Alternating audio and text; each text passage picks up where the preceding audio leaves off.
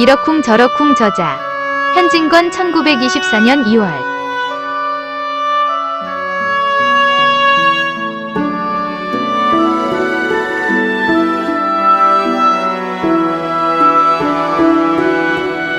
이러쿵 저러쿵 사람이란 먹으려고 사는 게 아니라 살려고 먹는 것이라 함은 독일의 리언이라던가. 더군다나 우리 동양으로 말하면 어느 것은 구복소인이라니 여지없이 모욕하고 멸시하고 눈썹을 찡그리고 침을 베앗았다.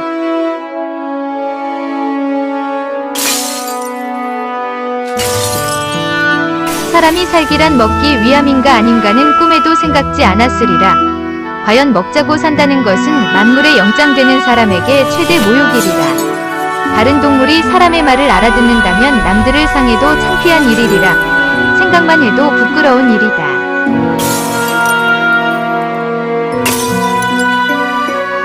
그러나 시방표현소연이 전세계를 울리고 움직이고 뒤흔드는 문제가 무엇인가? 분명히 빵의 분배 문제라 한다. 먹자는 시비요, 다툼이요, 싸움이다. 가장 위대한 두뇌와 가장 신랄한 수완들이 이로써 골몰하고 이로써 헐떡이고 이로써 분주하다. 나에게 빵을 주소서, 그렇지 않으면 나에게 죽음을 주소서 하는 부르짖음이 구청에 사무친다.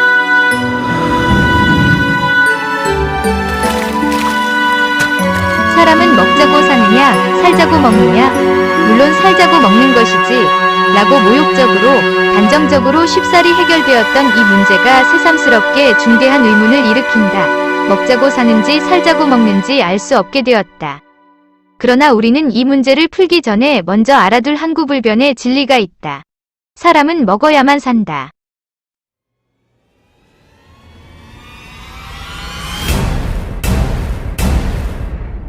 영국의 극작가 버나드 쇼의 희극사람과 초인 가운데 이런 장면이 있다.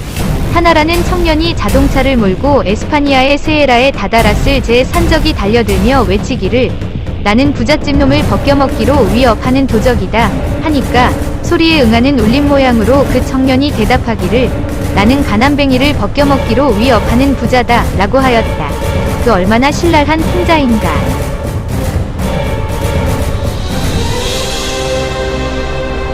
도적의 말이 난 김에 또 하나 적어볼까.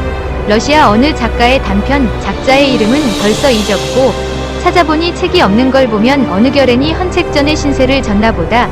가운데 이런 것이 있다. 어느 부잣집 문 파수 보는 작자가 주인댁 창고던가 어디에 얼무적얼무적하는 도적을 잡았다. 처음에는 무슨 리기나 가졌나 보아서 조금 겁도 내었지만 아무 저항이 없는 걸 보자 문파수는 기고만장해서 어르딱딱거리며 파출소인지 어디인지에 끌고 가려 하였다.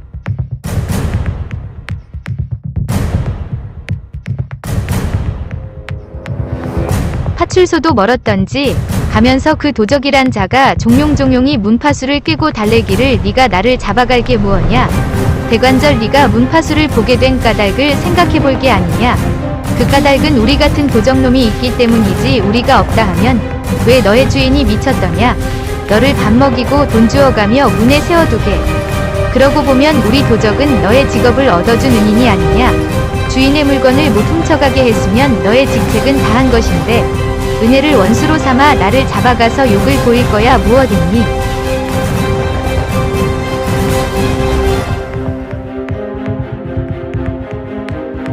이렇게 한참량 상군자가 사리를 타서 이름해. 문파수는 이윽히 생각하더니 그도 그래 하고 도적을 놓아주었다 한다. 그 도적놈도 도적질을 해먹을 망정 철학자의 풍도가 있거니와 파수 보는 작자도 매우 아량이 있다.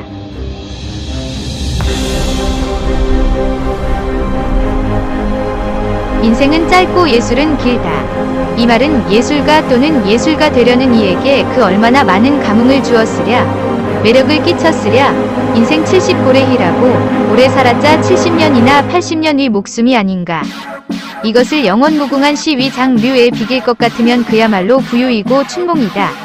그야말로 번개가 번쩍할 재나고 그 번쩍임이 아직 사라지기도 전에 죽는다. 고할 수 있는 짧은 찰나다.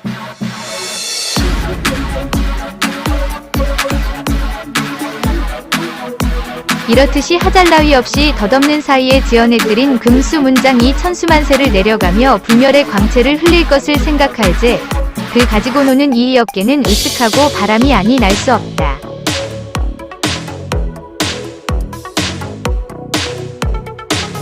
더군다나 조선에서 예술의 뜻을 두는 이 물질로나 명예로나 령에 가까운 보수밖에 기대할 수 없는 그들은 예술이 길다는 맛에나마 까마하득한 미래에 희망을 걸고나마 붓을 잡을 뿐이다. 때를 못 만난 탓으로 알아주는 이 없어 오늘은 역경에 전전하지만은 빛나는 앞날의 태양과 함께 영롱히 번쩍이는 칠보관이 나를 기다리렸다 하는 것이 보수는 고만두고 턱없는 빈정거림과 까닭없는 비웃음을 참아가며 예술의 길에 매진하는 우리 글쓰는 이 안타까운 희망일 것이다.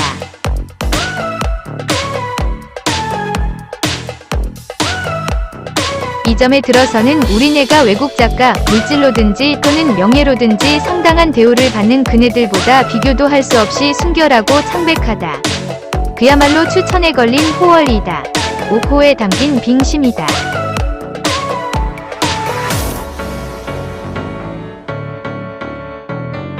그러나 예술이 길다는 것이 참말일까?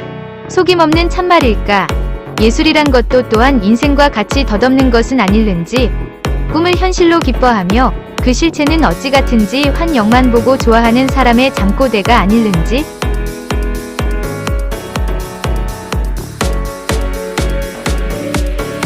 과연 우리는 호머의 시도 읽고 셰익스피어의 희곡도 본다. 하지만은 그런 사람이 도무지 몇몇이나 되는가? 글이 있은지 몇천 년이 지났고 그동안 몇 억만의 사람이 죽고 살고 하였는데 오늘날까지 예술가로 이름이라도 전하는 이는 손꼽아 헤아릴 것이 아닌가.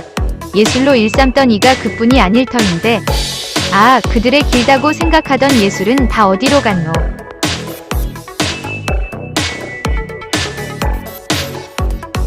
한 사람의 호머, 한 사람의 셰익스피어의 이름이 떠오른 밑에는 기천기만의 무명시인과 무명작가가 소리없이 자취없이 쌓인 것이다. 모든 것을 약속한 내일은 그들의 그림자조차 남기지 않았구나. 일장이 성공의 만골 이후란 글귀는 전쟁에만 쓰일 줄 알았더니 싱그러운 예술의 왕국에도 이런 일이 있을 줄이야.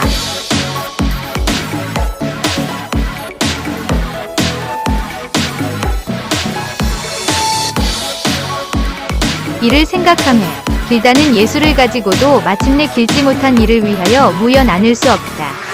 더구나 무슨 업원으로 조선에 나고 무슨 업원으로 조선에서 뮤즈의 은총을 입으려다가 남보다 더 쉽사리 사라졌고 또 사라질 우리네 예술가를 위하여 동성일곡할 일이 아닌가.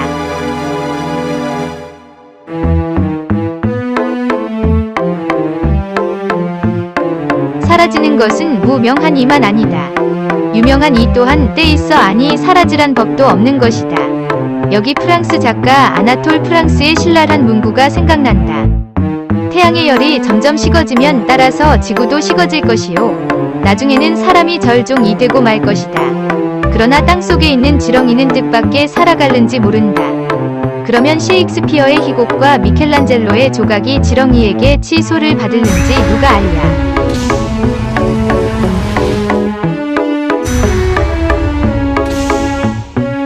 예술이 긴 것도 나는 바라지 않는다. 사람이 짧고 예술만 길면 그야말로 무용의 작물인 까닭이다. 우리는 금 세위 부귀영화를 배관시하는 김에 아주 내세에 대한 아름다운 기대도 단념할 일이다. 너무 악착하고 참혹한 노릇이지만 일본의 극작가요 겸 소설가 국지 관씨가 문예작품의 내용적 가치란 평론을 써서 한동안 몰이를 일으킨 일이 있다. 그 평론의 내용을 대략만 따면 이러하다.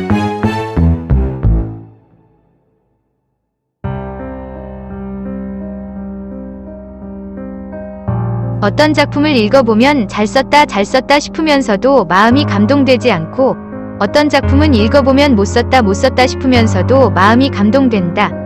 이런 경우를 어떻게 설명해야 옳을까? 예술적 작품으로야 전자가 후자보다 몇백 곱절 우월한 것이었만 마음이 감동되긴 후자라 하면 전자에게 없는 무엇을 후자가 지닌 것은 부정할 수 없으리라.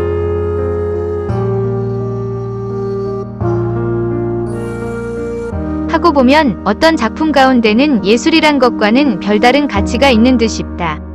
예술적 표현과는 별다른 가치가 있는 듯 싶다.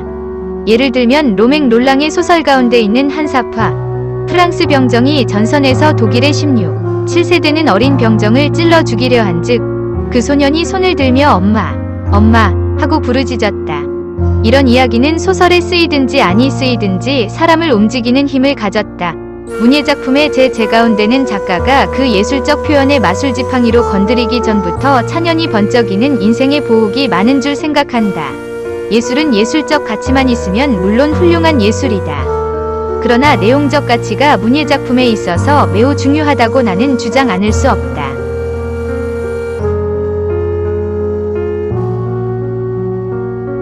예술적 가치, 예술적 감명만을 짓는 걸로써 또는 있는 걸로써 만족하는 이도 있겠지만 그것만으로 만족치 않는 이도 많을 줄 안다. 물론 예술적 가치, 예술적 감명이 인생에 필요치 않다는 건 아니다. 인생을 향상시키지 않는다는 건 아니다. 그런 그것만이라면 너무나 미약하다.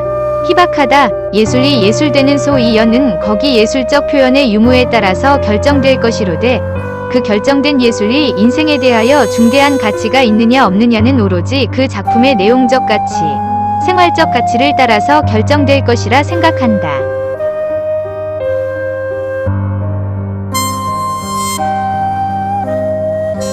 입센의 근대국, 톨스토이의 작품이 일대의 인심을 진동시킨 이유의 하나는 그 속에 있는 사상의 힘이다. 그 예술만의 힘이 아니다. 예술에만 숨어서 이생을 알려갖는 작가는 상아탑 속에 숨어서 은피리를 불고 있는 셈이다.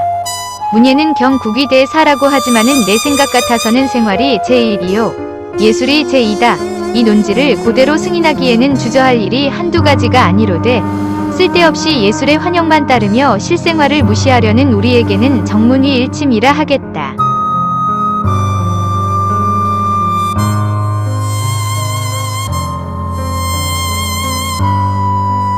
러시아 단편작가 체홉의 자료는 무한하다 일렀다. 아무렇지 않은 이 상다 반 사이에서도 절묘한 자료를 잡아내었기 때문이다. 그러나 나는 그렇게 생각지 않는다. 금을 모래 속에서 찾아내었다고 모래가 모조리 금이 되는 것은 아니다. 기구만 있고 기술만 있고 보면 심산궁곡의 바위를 뚫고 금을 캐냄도 어렵지 않을 것이다. 사금도 무수하거니와 석금도 무수하다. 체홉의 자료가 무한하다면 알란 포우의 자료도 무한할 것이다.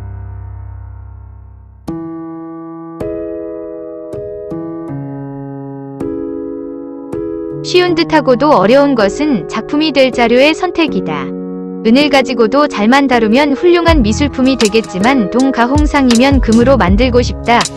다 같은 솜씨로 다 같은 힘을 들인다며 미술품이 미술품된 그것에는 아무 우열이 없겠지만 바탕이 다르고 속되게 말하면 시가가 다르지 않으냐.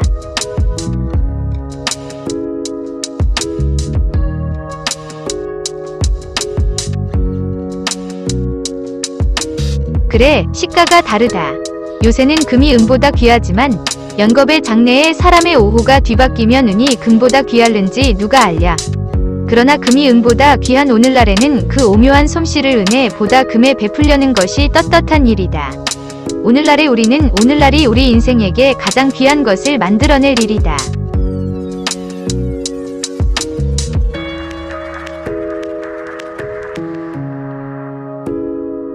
뒷걸음을 쳐서 선인이 점령한 곳을 비집고 한 몫을 보려는 것도 추접스러운 짓이지만 그렇다고 왕청되게 발을 날려서 후인이 설 자리를 미리 차지하려는 것도 그리 거룩한 일이 아니다. 제가 서 있는 자리인 이날 이때에 제가 서 있는 제 땅을 할 수 있는 대로 힘있게 밟아서 깊고 굵직한 족적을 남길 따름이다.